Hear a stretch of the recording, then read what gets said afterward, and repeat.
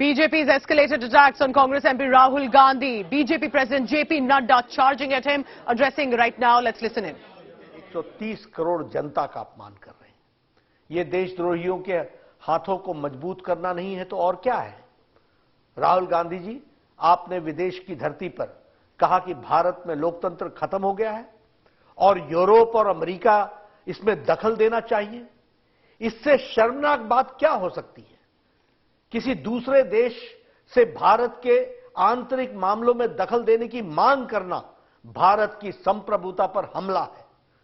मैं राहुल गांधी से जानना चाहता हूं कि यूरोप और अमेरिका को भारत के आंतरिक मामलों में दखल देने के लिए उकसाने के पीछे उनकी मंशा क्या है?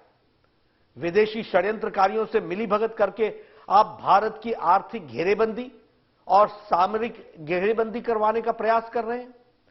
स्वतंत्र भारत के इतिहास में विषम से विषम स्थिति में भी आज तक देश किसी भी बड़े नेता ने विदेश में जाकर के विदेशी ताकतों से भारत सरकार के खिलाफ कार्रवाई करने की आह्वान नहीं किया है।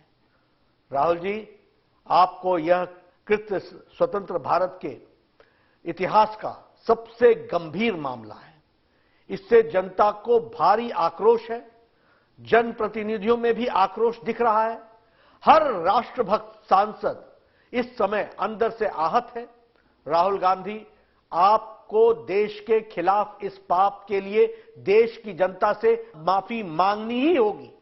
अब स्पष्ट हो गया है कि मणिशंकर अय्यर का प्रधानमंत्री नरेंद्र मोदी जी को हटाने के लिए पाकिस्तान से मदद की गुहार लगाना और सलमान खुर्शीद का मोदी जी को हटाने के लिए विदेशी मदद की मांग करना उनकी व्यक्तिगत सोच नहीं थी, बल्कि यह कांग्रेस की सोची समझी और उनके शीर्ष नेताओं की यह सोच रही है। यह बात उजागर होती है।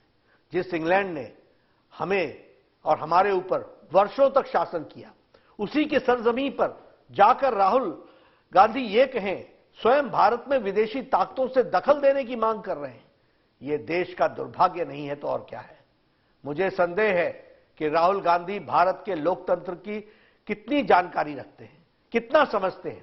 अच्छा होता स्वतंत्र भारत के लोकतांत्रिक इतिहास को यदि राहुल गांधी सही तरीके से पढ़ते और उन्हें पता चलता कि लोकतंत्र की हत्या किसने की है और लोकतंत्र की रक्षा किसने की है। राहुल गांधी जी, आप आपातकाल के इतिहास को पढ़िए। आपकी दादी मां ने, उस समय की भारत की प्रधानमंत्री ने, आपकी कांग्रेस पार्टी की सरकार ने इस देश में 19 महीनों तक आपातकाल लगाकर लगभग 1.5 लाख बेगुनाह लोगों को, राजनीतिक कार्यकर्ताओं को, युवाओं को, वृद्ध को, महिलाओं को, सबको अकारण जेल में डाल दिया था। और वह भी Misa, maintenance of internal security act के तहत और डिफेंस ऑफ इंडियन रूल के तहत, DIR के तहत। तब बोलने पर प्रतिबंध था, लिखने पर प्रतिबंध था, मीडिया पर प्रतिबंध था, फिल्मों पर प्रतिबंध था, गायकों पर प्रतिबंध था। न जाने किन गुनाहों के लिए किस किस पर प्रतिबंध लगाए गए।